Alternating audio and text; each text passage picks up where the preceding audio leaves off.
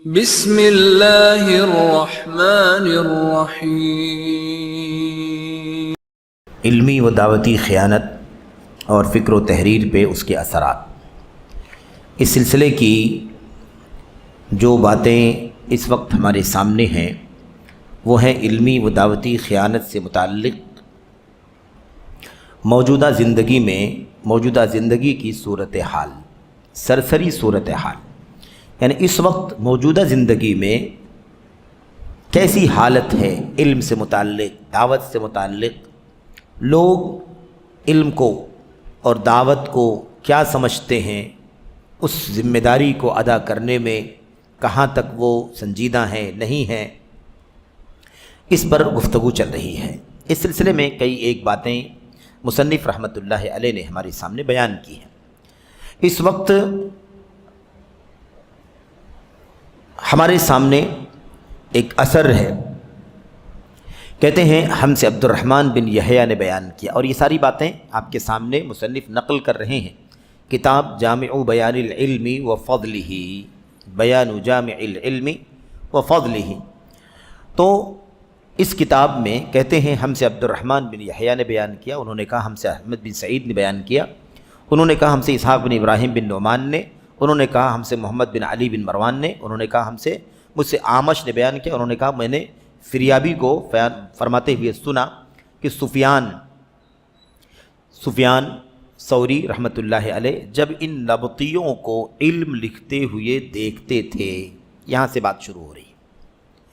سفیان ثوری بیان کرتے ہیں کہ یہ بیان کرتے ہیں فریابی کہ سفیان ثوری جب ان نبطیوں کو، نبطی کون ہے ابھی بات آ رہی ہے، نبطیوں کو علم لکھتے ہوئے دیکھتے تھے تو ان کے چہرے کی رنگت بدل جاتی تھی،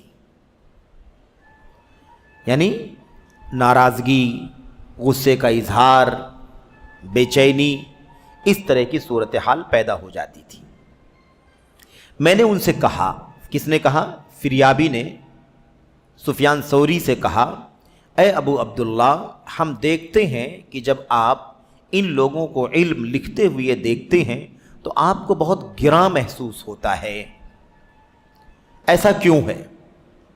نبطیوں کو علم لکھتے ہوئے، یعنی حدیثیں ہیں اس کو لکھتے ہوئے، مسئلے مسائل ہیں، فتاوے ہیں، علم کو نوٹ کرتے ہوئے لکھتے ہوئے دیکھتے تھے تو چہرہ بدل جاتا تھا، رنگت بدل جاتی تھی۔ تو پوچھا انہوں نے کہ آخر آپ جب ان لوگوں کو علم لکھتے ہوئے دیکھتے ہیں تو آپ کو ایسا لگتا ہے کہ بہت بھاری لگ رہا ہے، بہت ناپسندیدہ لگ رہا ہے، بہت ہی گراں بوجھ محسوس ہو رہا ہے کہ یہ لوگ کیوں علم لکھ رہے ہیں، تو ایسا کیوں ہے، کیوں آپ کو گراں لگتا ہے؟ تو انہوں نے جواب میں فرمایا، کان العلم فی العرب وفی سادۃ الناس فاذا خرج عنہم وصار الى هؤلاء یعنی النبط والسفلۃ غیر الدین۔ یہ انہوں نے جواب دیا۔ جواب کیا دیا؟ ترجمہ کہتے ہیں علم جو ہے وہ عرب میں تھا، علم عربوں میں اور سربرآوردہ لوگوں میں، یعنی اونچے لوگوں میں، سردار ہے نا، بلندی، اونچے مقام، اونچی حیثیت کے لوگوں میں علم تھا، مگر جب ان سے نکل کر ان لوگوں یعنی نبطیوں اور پست لوگوں میں آ گیا تو دین ہی بدل دیا گیا، یعنی دین کا بگاڑ۔ اب ان تمام حدیث کو ذہن میں لائیے، اللہ کے نبی کی وہ حدیث، قیامت کی نشانیوں میں سے یہ ہے کہ علم اصاغر کے ہاں تلاش کیا جائے گا، اصاغر کے ہاں۔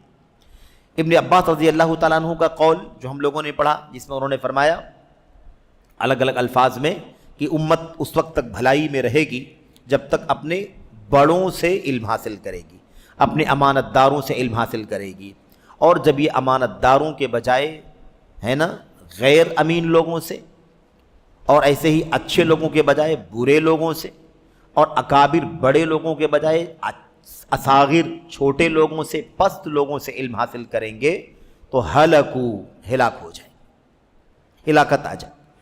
اب یہاں سمجھیں کہ یہ اصاغر کون ہیں، یہ پست لوگ کون ہیں، اس میں سے ایک معنی یہ بھی ہے، علم عربوں میں اور سربرآوردہ لوگوں میں، اونچے لوگوں میں تھا۔ عرب زباندان عرب جو ہیں وہ زبان دان لوگ ہیں، عربی زبان ان کی زبان ہے، انہی کی زبان میں قرآن اترا، ان کی زبان میں سنتیں اللہ کے نبی صلی اللہ علیہ وسلم کی آئیں، اور بہت بڑے پیمانے پر علم، علوم دین، علوم شریعت دنیا کے اندر عربی زبان میں عام ہوئے۔ تو علم عربوں میں تھا اور اونچے لوگوں میں تھا۔ اونچے لوگ، یہی بات آئی نا، جن کا مقام ہے، جن کا مرتبہ ہے، جن کی باتیں لوگ سنتے ہیں۔ اب جن کی باتیں لوگ سنتے ہیں، جب وہ جاہل ہیں ان کی بات لوگ سنتے ہیں، جب وہ علم والے ہو جائیں گے تو اور سنیں گے کہ نہیں سنیں گے؟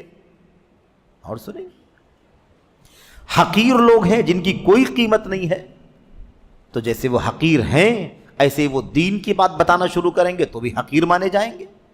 پبلک کا، لوگوں کا معاملہ اللہ کے دین میں جو علم والا ہو گیا وہ اونچا ہو گیا، لیکن لوگوں کا معاملہ کیا ہے کہ وہ اس چیز کا بڑا خیال کرتے ہیں، کون کیسا ہے، اسی اعتبار سے وہ لوگوں کی باتوں کو سنتے اور مانتے ہیں۔ تو کیا کہا؟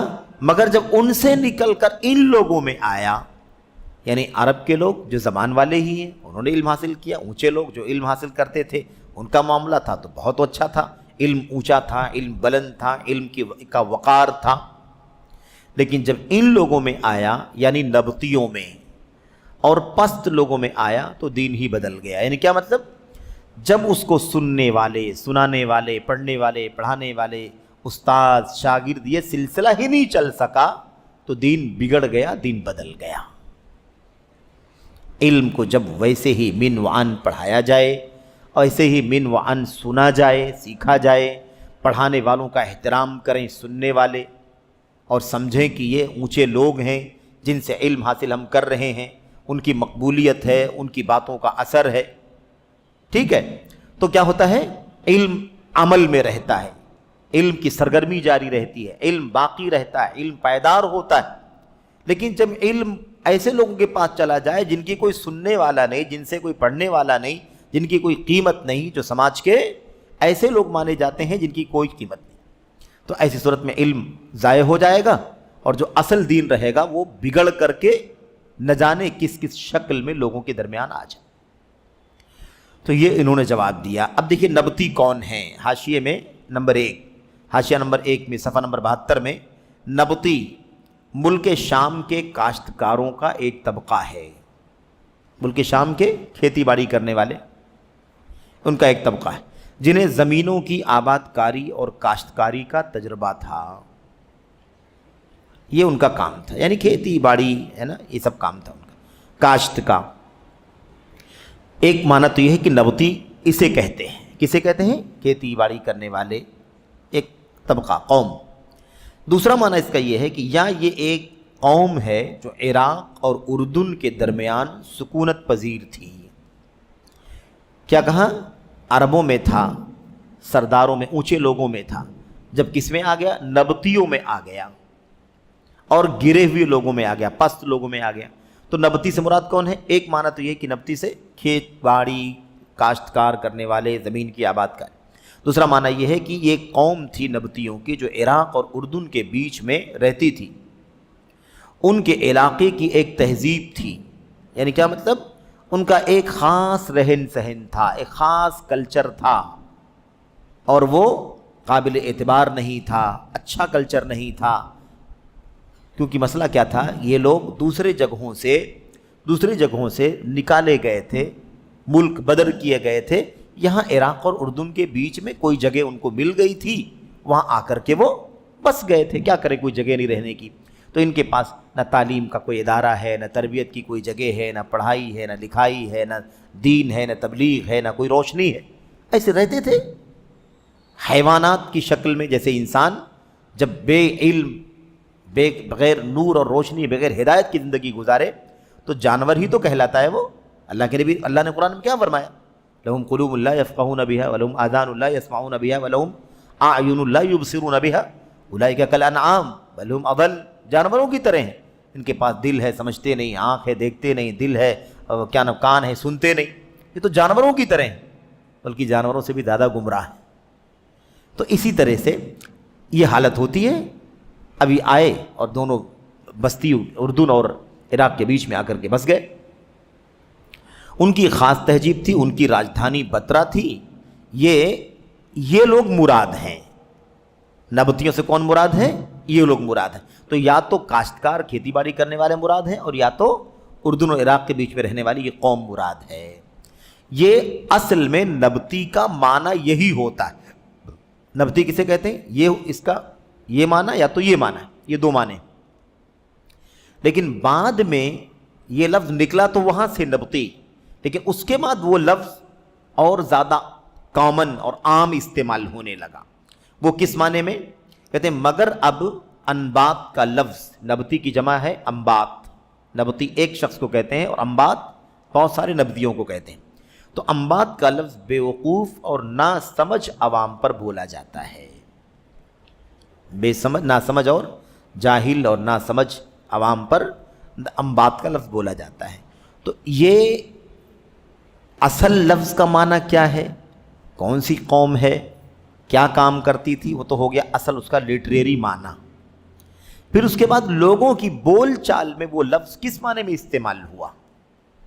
تو سفیان ثوری نے جو بات بیان کی کہ جب سے نبتیوں کے پاس یہ علم آ گیا اور اراذل پست لوگوں کے پاس آ گیا تو کیا ہو گیا؟ علم ضائع ہو گیا، دین ہی بدل گیا. کیا فرمایا؟ دین ہی بدل گیا. غیر الدین یا تغیر الدین، دین بدل گیا. تو اس سے یہ بات ثابت ہوتی ہے کہ اصاغر میں یہ پہلو بھی شامل ہے. اصاغر میں یہ پہلو بھی شامل. اب ایسے لوگوں کے پاس کوئی علم حاصل کرنے کے لیے جاتا ہی نہیں ہے، قابل اعتبار ہی نہیں سمجھا جاتا، کیونکہ یہ گرے پڑے لوگ ہیں، ان کی تہذیب گئی گزری، ان کا کلچر گیا گزرا. تو ایسی صورت میں دین کو نقصان پہنچتا ہے، دین برباد ہو جاتا ہے. اس لیے ایسے لوگوں سے بھی علم حاصل نہیں کرنا چاہیے، اکابر سے علم حاصل کرنا چاہیے. اس سے پہلے 3 الفاظ آئے تھے نا کہ اکابر سے مراد کون ہے؟ دیندار، اونچے مقام اور مرتبے والے اور سردار قسم کے لوگ، جن کا ایک وقار ہوتا ہے، جن کے لوگ اہمیت سمجھتے ہیں اور ان کی باتوں کو غور سے سنتے ہیں، اس کے مطابق عمل کرتے ہیں. اس کے بعد کہتے ہیں اس معنی کی کچھ باتیں امام شاطبی رحمہ اللہ نے یہاں کتاب الاعتصام میں بھی موجود ہے. اس میں فرماتے ہیں، اب یہ کیا کہہ رہے ہیں؟ رہا مسئلہ 9 عمروں کو، آگے والی جو بات ہے وہ بڑی اہم ہے. رہا مسئلہ 9 عمروں کو دیگر مشائخ اور تجربے کار علماء پر مقدم کرنے کا. یہ بات ہم لوگ پڑھ چکے ہیں، علم والے کون ہیں، ٹھیک ہے، علماء کون ہیں، اکابر کون ہیں. اس سے پہلے ابھی پہلے والے سیشن میں ہم نے یہ بھی پڑھا کہ علم کا تعلق عمر سے بھی نہیں ہے کہ کم عمر ہے تو وہ اس کی کوئی قیمت نہیں ہے، زیادہ عمر ہے تو ہی قیمت ہے، ایسا نہیں ہے.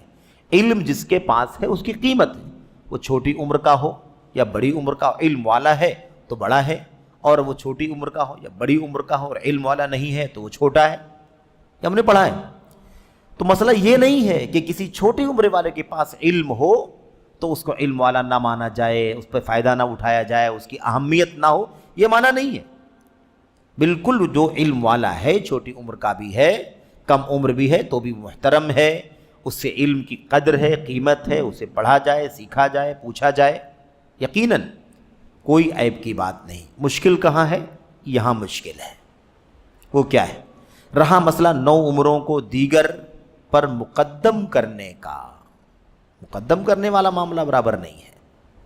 بھئی عبداللہ بن عباس رضی اللہ تعالی عنہما بدر کے صحابہ کرام کے جو بزرگ صحابہ کرام تھے، عمر رسیدہ، ان کی مجلس میں لے گئے تھے. عمر بن خطاب رضی اللہ تعالیٰ عنہ کا مقام خود کتنا اونچا تھا. یقیناً ابن عباس رضی اللہ تعالیٰ عنہ کے پاس کم عمری کے باوجود علم ہے، لیکن کیا اب یہ ماحول بنا دیا جائے گا کہ سارے بڑوں کی کوئی قیمت نہیں ہے، چھوٹے ہی کی قیمت ہے؟ کیا چھوٹے کو بڑے پر مقدم کیا جائے گا؟ ایسا نہیں ممکن ہے، یہ درست نہیں ہے. اس لیے اسی بات کو یہاں بیان کر رہے ہیں کہ یہ نہیں ہونا چاہیے. کم عمر کو بڑے پر مقدم کرنا درست نہیں.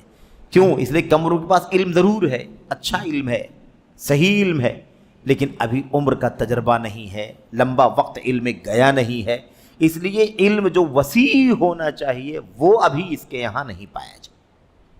نمبر 2، کم عمر لوگوں کے یہاں حدت، مزاج میں تیزی، گرمی، جس کو ایموشن کہتے ہیں، جذباتیت کہتے ہیں، اس کا بھی خطرہ ہوتا ہے۔ وہ سب باتیں آگے آئیں گی، تفصیل سے بھی آئیں گی انشاءاللہ تبارک و تعالیٰ۔ تو یہ چیز کم عمروں میں ہوتی ہے، بڑی عمر کے لوگوں میں عام طور پر نہیں ہوتی ہے۔ کسی کے یہاں ہو بھی سکتی ہے بڑی عمر کے باوجود، جس طرح سے چھوٹی عمر والوں میں سے کسی کے ساتھ ہو سکتا ہے کہ وہ چھوٹی عمر کا ہے لیکن ایموشن نہیں ہے، جذباتیت نہیں ہے، بہت کول ہے، بہت سمجھداری ہے، بہت سوجھ بوجھ ہے، سنجیدگی ہے۔ جیسے یہ ہو سکتا ہے بہت سارے چھوٹوں کے بیچ میں کسی ایک چھوٹے کو، ایسے بہت سارے بڑے اچھے ہیں لیکن اکا دکا ہو سکتے ہیں جو جذباتی ہوں، جن کے یہاں تیزی ہو، گرمی ہو، اور اس کی بہت ساری مثالیں ہیں، ماضی میں بھی ہیں، آج بھی ہیں۔ تو ایسا ہو سکتا ہے۔ کہتے ہیں رہا مسئلہ نو عمروں کو دیگر مشائخ اور تجربے کار علماء پر مقدم کرنے کا، تو یہ جاہلوں کی کثرت اور علم کی قلت کی قبیل سے ہے۔ یہ کیا ہے؟ جاہلوں کی کثرت اور علم کی قلت۔ جب جاہل بڑھ جائیں گے تو بڑے علماء کی قیمت نہیں سمجھیں گے، اس چھوٹی کی قیمت سمجھیں گے، اس کو اہمیت دیں گے اور بڑے علماء کو کوئی قیمت نہیں دیں گے۔ دوسری چیز کیا ہے؟ علم کی قلت، کم علمی ہے، اس لیے ان کو پتہ ہی نہیں ہے کہ ہمیں مقدم کس کو کرنا چاہیے، کس کو نہیں کرنا چاہیے۔ علم رہے تب آدمی سمجھے گا نا کہ کس کا مقام کیا ہے، کس کا مقام بڑا ہے، کس کا مقام چھوٹا ہے، کون ادنا ہے، کون اعلیٰ ہے۔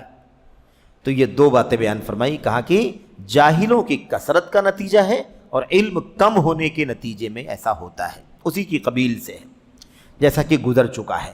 کہتے ہیں خواہ یہ مقدم کرنا، یہ جو چھوٹے کو بڑے پر مقدم کرنے کا مسئلہ ہے، خواہ علم کے رتبوں میں ہو کہ علم کا مقام، علم کے رتبے اور درجے میں کوئی چھوٹے کو بڑے پر مقدم کرے، ہے نا،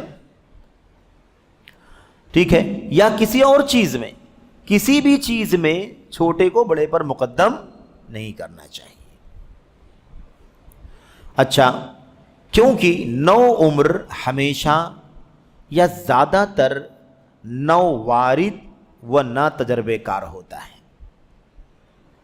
کیا کہا؟ کیونکہ نو عمر لڑکا، نو عمر شخص ہمیشہ یا ہمیشہ نہیں تو زیادہ تر کیا ہوتا ہے؟ نو وارد، یعنی میدان میں نیا نیا ابھی انٹری کرنے والا ہوتا ہے، سال بھر سے آیا، 2 سال سے آیا، 4 سال سے آیا، اتنا ہی رہتا ہے، 6 مہینے سے آیا۔ تو عام طور پر کیا ہوتا ہے؟ نیا نیا میدان میں انٹری کرتا ہے علم کے میں، اور نہ تجربے کار ہوتا ہے۔ تجربہ کہاں سے آئے گا؟ ابھی عمر ہی نہیں ہوئی، تجربہ آئے گا کیسے؟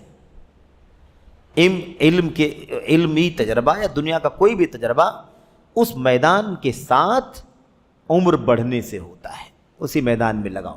ایک آدمی آج میرے بھائیوں ڈاکٹر ہو کر کے ڈگری لے کر کے آیا ہے، ابھی اس کو ڈگری تو ہے اس کے پاس، لیکن ابھی اس کے پاس اس ڈگری کے بعد اس کے آگے علاج کرنے کی جو صلاحیت، مہارت، باریکی، تجربہ جو ہونا چاہیے ابھی نہیں ہے۔ ایک آدمی 10 سال سے ڈاکٹری کر چکا ہے، 10 سال کا اس کے پاس تجربہ ہے، کس طرح کی تشخیص کی جائے، کس طرح کا علاج بتایا جائے، کس طرح کا مرہم بتایا جائے، کس طرح کی کیفیت ہو تو کون سی بیماری بنے گی، کس طرح کی کیفیت ہو تو کیا اس کا ہے نا نتیجہ نکلے گا۔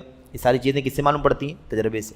اور اس کا کوئی شارٹ کٹ نہیں ہے، اس کا کوئی اختصار نہیں ہے، یہی راستہ ہے۔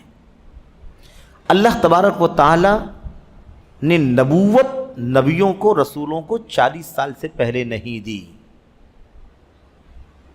جبکہ اللہ تعالیٰ وحی کے راستے سے سینے میں علم ڈال دیتا ہے، لیکن 40 سال سے پہلے کسی کو نبی نہیں بنایا گیا۔ کیوں؟ اس لیے کہ وہ ایسی عمر ہے جس عمر میں سنجیدگی آ جاتی ہے، متانت آ جاتی ہے، اور شخصیت میں وزن پیدا ہو جاتا ہے۔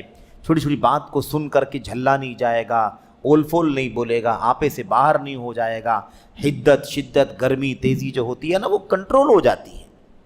اس سنبھالنے، ہینڈل کرنے، بعض غیر مناسب چیز دیکھ کر کے صبر و ضبط سے کام لینے کا میرے بھائیوں تجربہ ہو جاتا ہے اس عمر میں۔ تو اس سے اندازہ لگائیے، کہتے ہیں کہ کیونکہ نو عمر ہمیشہ یا زیادہ تر نو وارد و نا تجربے کار ہوتا ہے، اس میں علم و بصیرت کی پختگی نہیں ہوتی ہے۔ یقیناً وہ علم والا ہے، اس کا علم ہے، معلومات ہے، اور ابھی مزید بڑھ رہا ہے اس کا علم، لیکن ابھی موجودہ صورتحال میں کیا ہے؟ علمی بصیرت اور پختگی نہیں ہوتی ہے۔ نیز اپنے فن، علم و فن میں اتنی مشق اور ممارست نہیں ہوتی ہے۔ مشق جو آپ جانتے ہیں ہے نا، مشق کا مطلب پریکٹس، اور دوسری چیز ممارست کسے کہتے ہیں؟ ممارست کہتے ہیں کسی چیز کے ساتھ ایک لمبا پیریڈ گزارنا۔ اب آپ لوگوں نے مناہج جدیدہ کے سلسلے میں ایک لمبا پیریڈ گزارا، تو اب آپ لوگوں کو جدید مناہج کے بارے میں نئے نئے فرقے، نئے نئے فتنے، کون کون سی پارٹیاں، کون کون سی شخصیات ہیں، کون کون سے دھڑے، عرب میں، عجب میں، بر صغیر میں، یہاں وہاں، کیا کہیں گے کہ منہج کا میں نے 1 2 4 درس نہیں سنا ہے، بلکہ منہج کا ایک طویل سلسلہ ہم سے گزرا ہے۔ سمجھ رہے ہیں؟ یہ بطور مثال، اب یہ 1 سال پڑھا گیا ہے، 1 سال سے آپ اس منہج کو پڑھ رہے ہیں، اب کوئی 10 سال اس منہج کو پڑھا ہوا ہے تو اس کے مقابلے میں یہ بہت تھوڑا ہے، پھر وہ کیا کہا جائے گا؟ میرا لمبا ممارسہ ہے، لمبا وقت گزرا ہے، یہ ہے اس کا معنی۔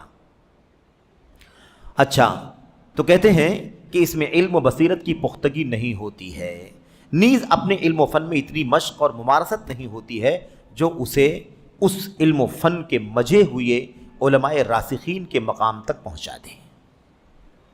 ابھی اس مقام تک نہیں پہنچے گا، یقیناً وہ محترم ہے، کم عمر ہے، لیکن علم کے میدان میں بہت سنجیدگی سے آگے بڑھ رہا ہے، محترم ہے، لیکن وہ بڑے علماء کے پائے کو نہیں پہنچ سکتا ہے۔ اب کوئی بہت اچھی تقریر کر رہا ہے تو اسے لاؤ شیخ ظفر کے مقابلے میں فضیلت بیان کرو، بطور مثال میں کہہ رہا ہوں۔ ارے بھائی، آپ کتنی بھی اچھی تقریر کر لیتے ہو، لیکن آپ کی شخصیت اور کہاں وہ پہاڑ جیسا مقام رکھنے والا عمر پوری توحید و سنت کی دعوت زبان قلم میں گزر گئی، تو اس طرح سے نہیں ہو سکتا ہے کہ اب کوئی زیادہ فیمس ہو رہا ہے آج کل کی دنیا میں تو اب ان کے سامنے ان کو اونچا بنا دیا جائے۔ یہ تقدیم جہلا کی تقدیم ہوگی، مقدم کرنا کم عمر کو ایک تجربے کار آدمی کے اوپر لے جانا، یہ جہلا کی تقدیم ہے اور کم علمی کا نتیجہ ہے، ورنہ یہ کام کوئی سمجھدار اور ذی علم آدمی نہیں کرے گا۔ تو کہتے ہیں کہ اس کے پاس ابھی اتنی مشق نہیں ہے، اتنی ممارست نہیں ہے جو اسے اس علم و فن کے مجھے ہوئے علماء راسخین کے مقام تک پہنچا دے، اسی لیے لوگوں نے مثل میں کہا ہے۔ یہ ڈاکٹر بکر بن عبداللہ ابو زید ہیں، آپ جانتے ہیں کہ ان کو اشعار کی اتنی گہری معلومات ہے کہ وہ مثالوں کے ذریعے سے بہت ساری باتیں بھی پروف کرتے ہیں اور ذہنوں میں بٹھاتے ہیں۔ یہاں پر ایک شعر ہے عربی زبان کا، وابن اللبون اذا ما لز فی قرن لم یستطع صولۃ البذل القناعیس، عربی شعر ہے۔ وہ شعر کس کا ہے، کیا ہے، سب نیچے لکھا ہوا ہے حاشیے میں۔ اس کا ترجمہ کیا ہے؟ کہتے ہیں اگر اونٹ کے 2 سالہ بچے کو دوسرے اونٹ کے ساتھ رسی میں نہ باندھا جائے تو اسے 9 سالہ بھاری بھرکم ٹھوس اونٹوں پر حملہ آور ہونے کی استطاعت نہ ہوگی۔ 2 سال کا ابن اللبون ہے، ابن اللبون اس اونٹ کے بچے کو کہتے ہیں جو 2 سال کا ہو، ٹھیک ہے۔ اب وہ بنت مخاض، ابن مخاض، ابن اللبون، بنت اللبون، 1 سالہ بچہ اونٹ کا اس کو کیا کہتے ہیں، 2 سالہ بچہ اسے کیا کہتے ہیں، ترتیب ہے۔ ابھی ابن اللبون ہے، اس کے آگے آپ بڑھیں گے تو حقہ ہوگا، اس کے بعد پھر جزا ہوگا، اس طرح 3 سالہ بچہ، پھر 4 سالہ بچہ۔ عربوں کے یہاں چونکہ عربی زبان اتنی مالدار زبان ہے، اتنی کشادہ زبان ہے کہ وہ عمر کے سال کے حساب سے نام نہیں، 6 مہینے، 2 مہینے، 8 مہینے کی چینجنگ پر بھی نام بدلتے تھے۔ پھلوں کی رنگت پر اس کے نام ہوتے تھے، اس رنگ کا ہو تو یہ نام، اس رنگ کا ہو گیا تو یہ نام، اگلے ہفتے میں اس رنگ کا ہوگا اس کا یہ نام پڑے گا، اس کے نرمی آ جائے گی یہ نام ہوگا، کچا پن رہے گا، آدھا کچا آدھا پکا تو اس کا یہ نام ہوگا۔ عربی زبان بہت ہی غنی زبان ہے، اور ظاہر ہے کیوں نہ ہو کہ اللہ کے کلام کی زبان ہے، یہ سنت کی زبان ہے، تو اس سے زیادہ اور کیا فضیلت ہے۔ عربی زبان تو خیر اتنا کافی ہے کہ اللہ تبارک و تعالیٰ نے آخری پیغام پوری دنیا کے اپنے بندوں کو جو دینے کے لیے زبان منتخب فرمایا، وہ عربی زبان کا انتخاب فرمایا۔ تورات کی زبان، انجیل کی زبان، وہ سب ہبرو زبان ہوا کرتی تھی، جس کو ہے نا اس کو یہ تو عربی ہے، اور عربی کے علاوہ وہ زبان ہوا کرتی تھی جس میں وہ کتابیں اتری، لیکن وہ ایک دور کے لیے تھی، وہ دور ختم ہو گیا۔ اب یہ جب شریعت اللہ کے نبی محمد الرسول اللہ صلی اللہ علیہ وسلم کی آئی تو اس میں نہ تو کوئی زمان کی قید ہے نہ مکان کی قید ہے، نہ کوئی 2000 سال، نہ کوئی 4000 سال، نہ کوئی 100 سال، کچھ نہیں۔ جب تک دنیا ہے یہ دین ہے، اور پبلک بھی کتنی بھی ہو جائے کوئی مسئلہ نہیں، کتنی بھی ٹیکنالوجی آ جائے، کتنا بھی نئی سائنسی ترقیات آ جائیں، اللہ تبارک و تعالیٰ کا دین ہر طرح کے حالات میں ہر طرح کا 100% سولوشن اپنے اندر رکھتا ہے۔ تو ایسی دین اور اسی شریعت کے لیے اللہ نے کون سی زبان کا انتخاب کیا؟ عربی کا انتخاب فرمایا۔ تو عربی کا اپنا ایک مقام ہے، اس کا ایک موضوع ہے، اور میں سمجھتا ہوں کہ شاید کچھ باتیں آئیں گی آگے جب ہم 15 پوائنٹس پڑھیں گے تعلم، علمی دعوے داری، علمی و دعوتی خیانت کی مثالوں میں، تو اس میں عربی زبان کا بھی انشاءاللہ تبارک و تعالیٰ ذکر آئے گا۔ یہاں کیا ہے، کیا کہتے ہیں شعر میں، مثال میں، اگر اونٹ کے 2 سالہ بچے کو دوسرے اونٹ کے ساتھ رسی میں نہ باندھا جائے، ایک 2 سالہ بچہ اس کو الگ تھلگ باندھ دیا گیا، تو اب وہ نہ کوئی اونٹ دیکھتا ہے، نہ کسی اونٹ کے چال دیکھتا ہے، نہ اونٹ کا اچھلنا کودنا دیکھتا ہے، نہ اس کو، جب وہ اکیلے ہے تو اسے کوئی تجربہ ہی نہیں ملے گا، اسے کوئی مہارت ہی نہیں آئے گی، اس کو کوئی معلومات ہی حاصل نہیں ہوگی۔ تو بھلا وہ جب 2 سال کا بچہ دوسرے اونٹ کے ساتھ اس کو باندھا نہیں جائے گا تو وہ کب سیکھے گا لڑنا، ڈیفینس کرنا، اپنے آپ کو بچانا، ہے نا؟ اسے کب سیکھے گا؟ کب حملہ کرنا سیکھے گا دوسرے اونٹوں پر؟ کب جائے گا، کب جانے گا اپنے آپ کو دوسروں کے حملے سے بچانا؟ جان ہی نہیں پائے گا۔ اس لیے اس کو سکھانے کے لیے، تجربے کے لیے کیا کرنا پڑے گا؟ اس کو دوسرے اونٹوں کے ساتھ باندھا جائے تاکہ ان کے بیچ میں رہ کر کے وہ تجربہ حاصل کرے۔ تو کہتے ہیں اگر اونٹ کے 2 سالہ بچے کو دوسرے اونٹ کے ساتھ رسی میں نہ باندھا جائے تو اسے 9 سالہ بھاری بھرکم ٹھوس اونٹوں پر حملہ آور ہونے کی طاقت ہی نہ ہو۔ تو کہاں سے 9 سال کے اونٹ کا مقابلہ کہاں سے کر پائے گا وہ، جب اس کے پاس کوئی ایکسپیرینس ہی نہیں، کوئی تجربہ نہیں ہے۔ تو شیخ کہنا چاہتے ہیں کہ اس نو عمر کو کہاں ڈال دینا چاہتے ہو؟ کیسے مقابلہ کرے گا وہ بجھے مجھائے صاحب علم کا؟ اس کو دھیرے دھیرے علم حاصل کرنے اور دھیرے دھیرے علمی تجربہ، علمی گہرائی بڑھتے بڑھتے پھر وہ کیا ہوگا؟ اوپر کی طرف آئے گا۔ ایسے ہی جیسے یہ مثال ہمارے سامنے شیخ نے پیش کی، مثال شعر کے اندر کہتے ہیں یہ اس صورت میں جب ہم حدیث کو کم عمری کے معنی پر محمول کریں، کہتے ہیں یہ اس صورت میں جب ہم حدیث کو کم عمری کے معنی پر محمول کریں۔ جو حدیث آئی اصاغیر والی، اصاغیر بہت سارے معنی ہیں، اس میں ایک معنی کیا ہے؟ عمر میں چھوٹا، نو عمر، نہ تجربے کار، سمجھ رہے ہیں نا، کم عقل، کچی عقل والا۔ جب حدیث کو اصاغیر کا معنی چھوٹی عمر کا لیں گے تب یہ معنی بنے گا، تب یہ معنی بنے گا جو ہمارے سامنے ابھی بات چل رہی ہے۔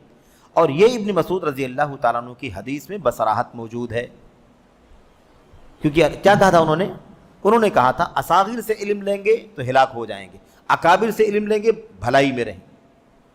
اچھا کہتے ہیں لیکن اگر ہم اسے کسی علم و فن سے نئی وابستگی پر محمول کریں اور نبی کریم صلی اللہ علیہ وسلم کی ان احادیث میں اس معنی کا احتمال ہے، مثلا آپ صلی اللہ علیہ وسلم نے ارشاد فرمایا وَكَانَ زَعِيمُ الْقَوْمِ أَرْذَلَهُمْ، قوم کا لیڈر سب سے گھٹیا آدمی ہے۔ یہاں عمر کی بات نہیں چل رہی ہے، اس کے ویلو کی بات، اس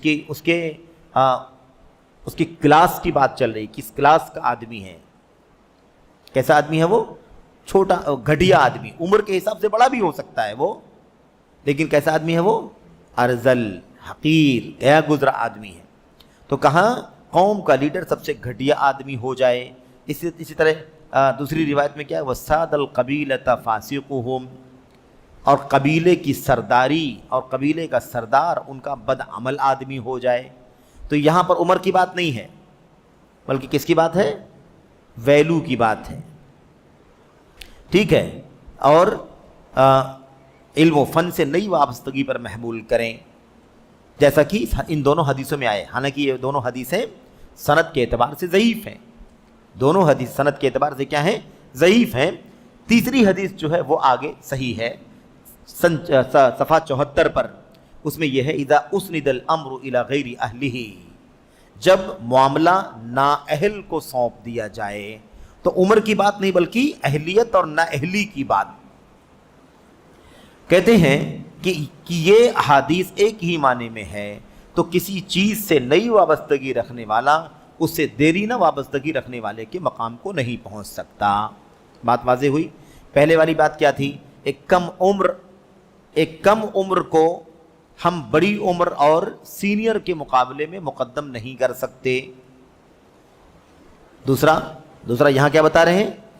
تجربہ کم رکھنے والا، معمولی تجربہ رکھنے والا ایک بڑے تجربہ رکھنے والے کے مقابلے میں اسے مقدم نہیں کیا جا سکتا۔ تو یہ سمجھا رہے ہیں، کہہ رہے ہیں کہ کسی علم سے ابھی نیا وابستہ ہوا ہے، مثال کے طور پر حدیث کی چھان بین کا مسئلہ ہے، اس کی تخریج کا مسئلہ، حکم کا مسئلہ، حدیث صحیح ہے ضعیف ہے، ایک آدمی ابھی سال 2 سال سے اس سبجیکٹ کو پڑھنے لگا ہے، اس فن سے، اس سبجیکٹ سے نیا جڑا ہے، نئی وابستگی یعنی نیا اٹیچمنٹ ہوا ہے اس کا۔ اور دوسرا ایک آدمی ہے جو آج 10 سال سے اس سبجیکٹ کو جانتا ہے، پڑھتا ہے، حدیث، راوی، صحیح ضعیف ہے نا، جرح قدح سب جانتا ہے۔ تو ظاہر سی بات ہے کہ اب جس کا سال 2 سال سے تعلق ہے، اس کو ہم کیسے 10 سال 12 سال والے سے تعلق رکھنے والے پر کیسے مقدم کر سکتے ہیں؟ بات سمجھ گئے نا؟ ایسے ہی اور بھی مثالیں لے سکتے ہیں، ایک آدمی کو دروس کا اہتمام کروانا، اجتماعات کا، جلسوں کا، پروگراموں کو ہینڈل کرنے کا تجربہ 10 سال سے ہے، 20 سال سے ہے، پتہ نہیں کتنے اجتماعات، جلسے، جلوس، پروگرام کروا چکا ہے، اس کا لمبا تجربہ ہے۔ ایک آدمی کو ابھی سال 2 سال نہیں ہوا ہے، ابھی اس کو تجربہ نہیں ہے، تو جس کو تجربہ نہیں ہے اس کو کیسے مقدم کریں گے اس کے اوپر؟ جس کے پاس تجربہ ہے، جس کے پاس مہارت ہے، معلومات ہے۔ ایسے ہی بالکل اب یہ دیکھیے ایک مثال ہمارے سامنے، ایک حدیث اور آ رہی ہے، کہتے ہیں اسی لیے شیخ ابو مدین کے واسطے سے بیان کیا جاتا ہے کہ ان سے ان 9 عمر لڑکوں کے بارے میں پوچھا گیا جن سے مشائخ صوفیہ نے منع کیا ہے۔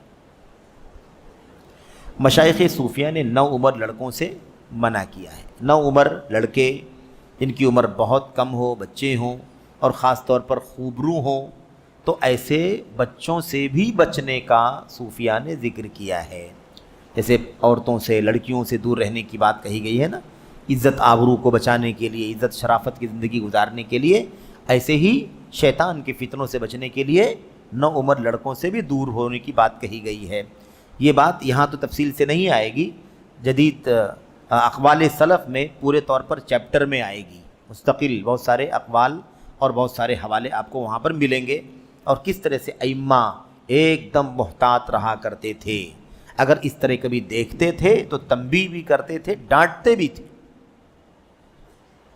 ٹھیک ہے، کہتے ہیں کہ شیخ ابو مدین کے واسطے سے بیان کیا جاتا ہے کہ ان سے ان 9 عمر لڑکوں کے بارے میں پوچھا گیا جن سے مشائخ صوفیہ نے منع کیا ہے، تو انہوں نے فرمایا اس سے مراد وہ 9 عمر ہے جو اب تک پوری طرح علم دین حاصل نہ کیا ہو، چاہے وہ 80 سال کا ہو۔ آئی بات سمجھ میں؟ اب جو بات ہم نے آپ سے ذکر کی صوفیہ حضرات کا جو مسئلہ ہے، 9 عمر لڑکوں کا مسئلہ جس سے بچنا ہے، دور رہنا ہے، خاص طور پر بعض علماء اگر اپنے ساتھ بہت کم عمر کو کسی آدمی کے ساتھ بہت کم عمر بچے کو دیکھتے تھے، تنبیہ کرتے تھے کہ یہ اچھا نہیں ہے، اس سے شیطان کو ورغلانے بہکانے کا راستہ مل سکتا ہے، اس سے آپ کی عزت کم ہوگی، اس سے آپ کا وقار مجروح ہوگا، اس طرح سے ہمارے علماء سمجھاتے رہے ہیں، وہ سب تفصیلات آئیں گی۔ یہاں پر جو صوفیہ کی بات ہے، جن صوفیہ نے جو منع کیا ہے کہ کن لوگوں سے دور رہنا چاہیے، کن لوگوں کو، کن 9 عمر لڑکوں کو قریب نہیں کرنا چاہیے، تو کیا کہا؟ وہ 9 عمر مراد ہے جو اب تک پوری طرح علم دین حاصل نہ کیا ہو، چاہے وہ 80 سال کا ہو۔ یعنی کیا مطلب؟ اس 9 عمری سے مراد یہ عمر نہیں ہے جو عمر بڑھتی سال 2 سال 3 سال، یہ عمر نہیں مراد ہے، علمی عمر مراد ہے۔ کون سی عمر؟ علمی عمر۔ کبھی کیا کہتے ہیں ہم لوگ؟ کہتے ہیں کہ اس آدمی کی زندگی تو اتنے سال ہے لیکن اس کی سیاسی زندگی کے 5 سال ہوئے ہیں، اس کی علمی زندگی کی 5 سال ہوئے، ہے وہ 50 سال کا، لیکن علمی زندگی 5 سال کی ہے، سیاسی زندگی 5 سال کی، اس کی سیاسی عمر کتنی ہے 5 سال کی، یعنی 5 سال سے سیاست میں آئے، علم کم ہے۔ تو کیا کہتے ہیں، اسی لیے کہ چاہے وہ علم کم ہے تو عمر کتنی بھی اس کی زیادہ کیوں نہ ہو، اس کو کیا کہا لوگوں نے، کہا وہ کم عمر ہے، نو عمر ہے۔ تو عمر کے حساب سے نو عمر نہیں ہے، لیکن علم کے اعتبار سے نو عمر ہے۔ لہذا نو عمروں کو دیگر بڑے اور تجربے کار علماء پر مقدم کرنا جاہلوں کو عالموں پر مقدم کرنے کے قبیل سے ہے۔ نبی کریم صلی اللہ علیہ وسلم نے ان کے بارے میں فرمایا، سفہاء الاحلام، بے وقوف بودی عقل والے، سفہاء الاحلام، احلام حلم کی جمع جس کے معنی حلم کی جمع جس کے معنی کیا ہوتے ہیں، عقل، اولو الاحلام والنہا، عقل والے، سوجھ بوجھ والے۔ تو کیا کہا اللہ کے نبی صلی اللہ علیہ وسلم نے ان کے بارے میں کیا فرمایا، سفہاء الاحلام، بے وقوف لوگ ہیں، کم عقل والے، کچی عقل والے، ہے نا، جو کیا نام ہے، جس کی عقل کمزور ہو، کچی ہو، تھوڑی ہو۔ اور کیا فرمایا، اور فرمایا یقرؤون القرآن لا یجاوز تراقیہم، وہ قرآن کریم پڑھیں گے وہ ان کے نرخرے سے اوپر آگے نہیں جائے گا۔ یہ سب باتیں اللہ کے نبی نے جن نوجوانوں کے بارے میں بتایا ہے، کم عمر لڑکوں کے بارے میں، ان لوگوں کے بارے میں کہتے ہیں یہ خوارج کے بارے میں دوسری حدیث پر فٹ ہوتی ہے، یہ خوارج کے بارے میں دوسری حدیث پر فٹ ہوتی ہے جس میں آپ صلی اللہ علیہ وسلم نے فرمایا، ان من ضئضئ ھذا قوما یقرؤون القرآن لا یجاوز حناجرہم، یقیناً اس آدمی کی نسل سے ایسے لوگ ظاہر ہوں گے جو قرآن پڑھیں گے وہ ان کے نرخرے سے آگے نہ جائے گا۔ یہ اللہ کے نبی صلی اللہ علیہ وسلم نے فرمایا تھا، یعنی ان لوگوں نے قرآن کا علم حاصل نہ کیا ہوگا۔ کیا معنی ہے اس کا، قرآن کا علم حاصل نہ کیا ہوگا۔ وہ لمبی لمبی نماز تو پڑھ رہے ہیں، تہجد لمبی لمبی پڑھ رہے ہیں، روزہ رکھ رہے ہیں، پیشانی پر سجدے کے نشانات ہیں، ہاتھ پر پیر پر سجدے کے گھٹے پڑے ہوئے ہیں، لیکن ان کے پاس علم قرآن نہیں ہے، علم سنت نہیں ہے۔ تو یہ کہنا چاہ رہے ہیں کہ انہوں نے قرآن کا علم حاصل نہ کیا ہوگا، لہذا قرآن محض ان کی زبان پر ہوگا، صرف کہاں ہوگا، زبان پر ہوگا، دل میں نہیں ہوگا۔ تو جب قرآن دل میں نہیں ہے، زبان پر ہے، تو اب یہ سمجھ لو کہ بھائی ایسے لوگوں کو علمی دعوتی میدانوں میں آنے گھسپیٹ کرنے کی کیا گنجائش ہے۔ ٹھیک ہے، کہتے البتہ میں اس سلسلے میں صالح نوجوان کو نظر انداز نہیں کروں گا۔ یہاں سے آخری بات کی طرف شیخ جا رہے ہیں۔ آخری بات یہ ہے، کہہ رہے ہیں کہ یہ سب ساری بات ہم نے کی کہ نہیں کی، کم عمر ہو، نہ سمجھ ہو، یا بڑی عمر کا ہو، اس کے پاس علم نہ ہو، یہ ساری باتیں تو ہو گئی، البتہ میں اس سلسلے میں صالح نوجوان کو نظر انداز نہیں کروں گا۔ یعنی ایک نوجوان واقعی ایسا ہو جو نیک ہو، صالح ہو، واقعی علم حاصل کرے، سچ مچ علم حاصل کرے، طالب علمی کی زندگی گزارے، میں ایسے نوجوان کو نہیں چھوڑ سکتا، نظر انداز نہیں کروں گا کہ اس کا ذکر کیے بغیر بات ختم کر دوں۔ کیونکہ علوم و معارف کو بالشت سے ناپا جا سکتا ہے، نہ جسموں کے حجم اور ساخت سے۔ بھئی علم کو کس سے ناپا جائے گا، علم کو علم کے پیمانے سے ناپا جائے گا، نہ کہ ڈیل ڈول، ہے نا، عمر کم زیادہ، جسم چھوٹا بڑا، اس سے نہیں ناپا جائے گا۔ ابن مسعود رضی اللہ تعالیٰ عنہ کا جسم کتنا بڑا تھا، دبلے تھے، بالکل دبلے، پتلی پتلی پیروں کی ہڈیاں، اللہ اکبر، لیکن پورا علم کا خزانہ، پورا کیا تھے، علم کا خزانہ تھے، علم کا برتن ہو پورا علم سے بھرا ہوا، ایسے تھے۔ تو کیا دبلا پتلا ہے تو اس کی اہمیت نہیں ہے؟ تو علم کہتے ہیں علوم و معارف کو بالشت سے ناپا جا سکتا ہے، نہ جسموں کی ساخت سے، یعنی ہم بالشت کا استعمال کر کے نہیں ناپیں گے، اور نہ ہی جسموں کی حجم، جسم کتنا بڑا ہے، اس کا ڈھانچہ، اس کا قد، اس کی قد و قامت کتنی ہے، یہ نہیں، علم کو اس سے ناپا نہیں جائے گا۔ اور نہ ہی یہاں نو عمر سے یہ مقصود ہے، نو عمر سے مقصود نہیں ہے، نو عمر سے مقصود یہ نہیں ہے کہ جو کم عمری ہے، کم عمر ہو زیادہ عمر کا ہو، علم ہوگا تو علم والا مانا جائے گا، بڑا مانا جائے گا، کم عمر کا ہو زیادہ عمر کا، علم نہیں ہوگا تو علم والا نہیں مانا جائے گا۔ تو کہتے ہیں کہ نہیں یہاں عمر سے یہ مقصود ہے، بلکہ در حقیقت علم کے باب میں نو عمر مراد ہے، علم کے باب میں نو عمر ہے، عمر اس کی 50 سال ہے لیکن علم کے باب میں 9 عمر ہے۔ ایک آدمی کی عمر 30 سال ہے لیکن صحیح منہج کو، سنت کی راہ کو، صحابہ کی راہ کو سمجھنے میں اس کی عمر 6 مہینہ ہے، اس کی عمر 2 مہینہ ہے، سمجھ رہے ہیں؟ ایک آدمی کی عمر 50 سال ہے لیکن ابھی وہ کل اسلام لایا ہے، اسلام کی عمر کتنی ہے؟ 1 دن ہے، بات سمجھ گئے نا؟ اس طرح سے تو صاحب کہتے ہیں در حقیقت علم کے باب میں وہ 9 عمر مراد ہے، علم کے باب میں نیا کم عمر ہے، کیونکہ عمر رسیدہ اور بزرگ حضرات اگرچہ عظمت و وقار کے گلستاں اور جانچ پڑتال کا سرچشمہ ہیں، اور عمر رسیدہ شخص کی رائے 9 عمر لڑکے کے مظہر سے بہتر ہے، مگر اس کے باوجود 9 خیزی یعنی 9 عمری اور کم عمری فضائل و مقامات کے حصول اور پیغام رسانی کی ذمہ داریوں کے متحمل ہونے سے مانع نہیں ہے۔ کیا مطلب؟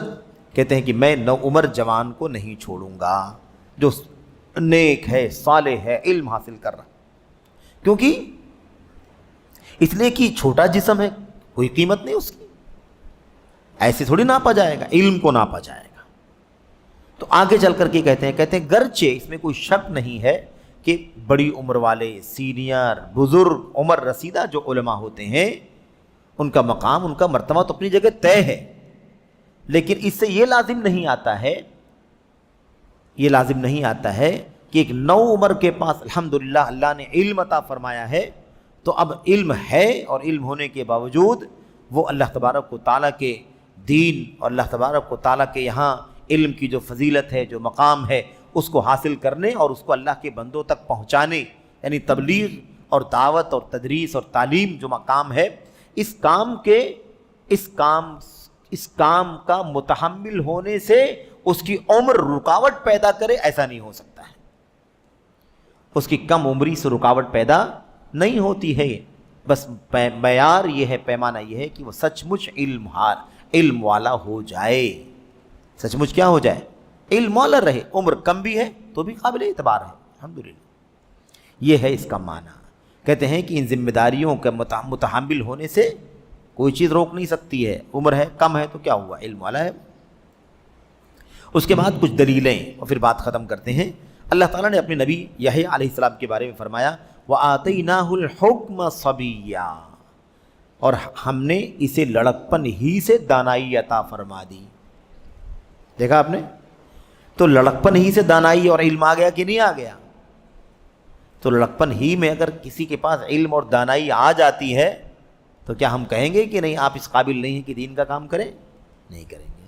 لیکن ہر آدمی نئی عمر کا کھڑا ہو جائے اور بولے میں اس کا اہل ہو چکا ہوں، تو ان سب کو اجازت سے محروم کر دیا جائے گا، کیونکہ ان کے پاس علم نہیں ہے۔ اس لیے دعوے الگ چیزیں ہیں اور صحیح معنوں میں علم الگ ہے۔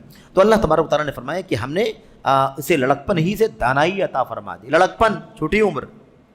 دوسری آیت میں اللہ نے فرمایا وَإِذْ أَوَى الْفِتْيَةُ إِلَى الْكَهْفِ، اس وقت کو یاد کرو جب جوان بچے، فتیہ کسے کہتے ہیں؟ ایک دم نو عمر جو بھی بچپن سے، لڑکپن سے نکل کر جوانی کی طرف، مضبوطی کی طرف آتے ہیں۔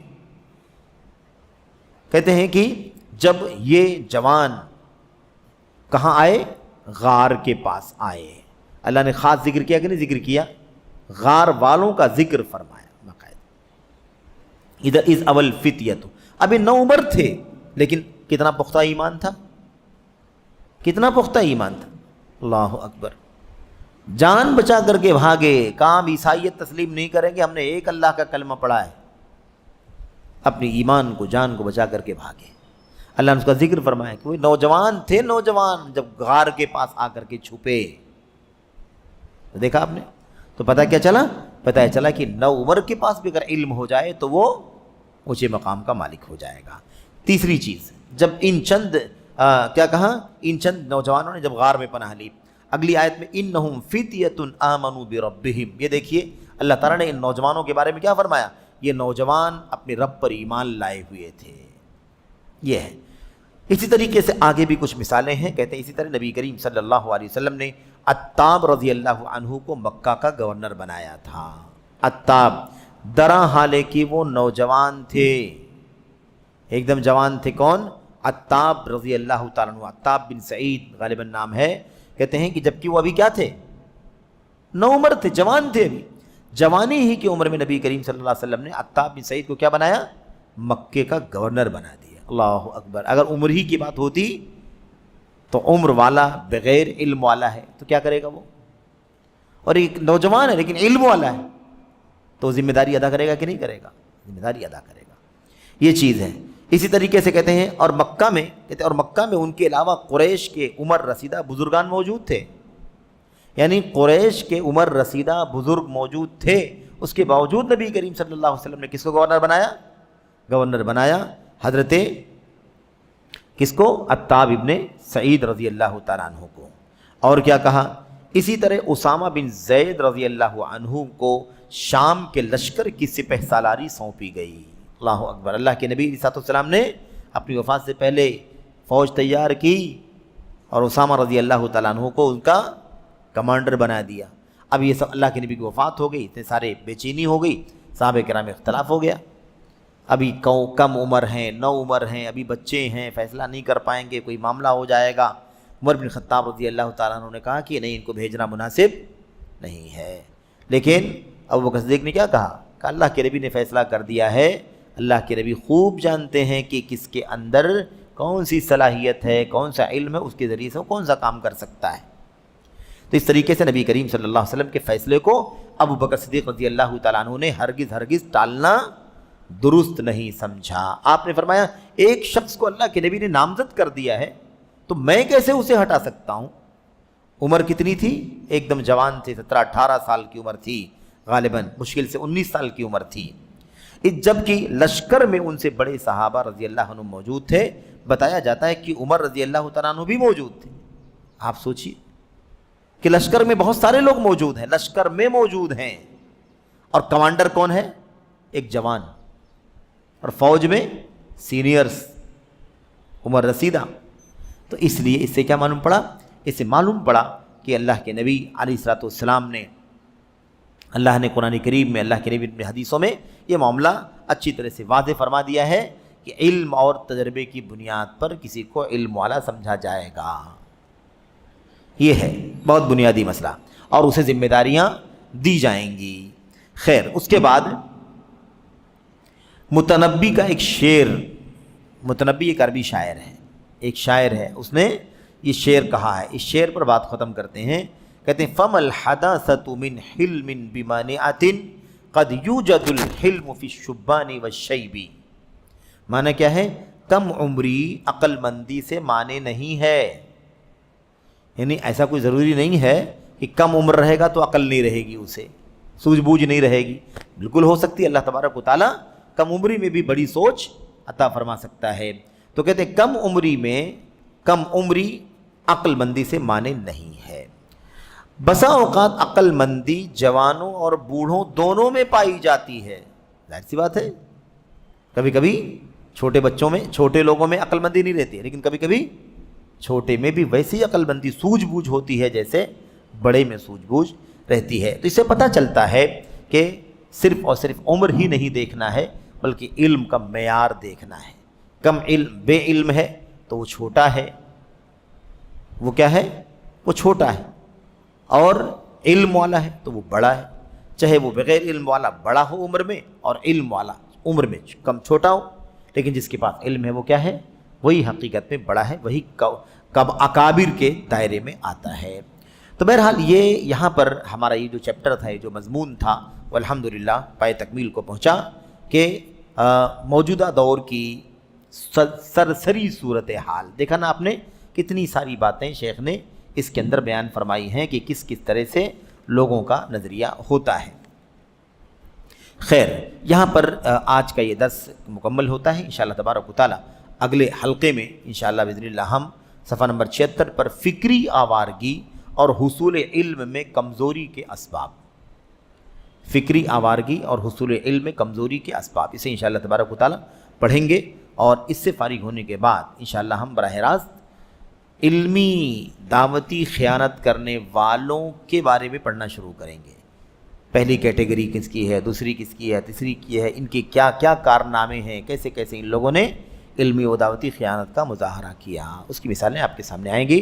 اور جدید دور میں، موجودہ وقت میں جو اس راستے پر چلنے والے لوگ ہیں ان کا بھی ذکر ضمناً آتا رہے گا، آتا رہے گا کہ کم علمی کی بنیاد پر کس نے کیا کیا، لا علمی کی بنیاد پر کس نے کس طرح سے علم اور دعوت کو نقصان پہنچایا، اس کا تذکرہ انشاءاللہ تبارک و تعالیٰ ضمناً دروس کے ضمن میں انشاءاللہ تبارک و تعالیٰ آتا رہے گا۔ اللہ سے دعا ہے کہ اللہ تبارک و تعالیٰ ہمیں اور آپ کو ان مسائل کو، ان باتوں کو جو ہمارے بڑوں نے لکھا ہے اور شواہد اور دلائل کی روشنی میں لکھا ہے، اللہ تعالیٰ سمجھنے کی، عمل کرنے کی توفیق عطا فرمائے، آمین رب العالمین۔ وصلی اللہ وسلم وبارک علی نبینا محمد وعلی آلہ وصحبہ اجمعین۔ السلام علیکم ورحمۃ اللہ وبرکاتہ۔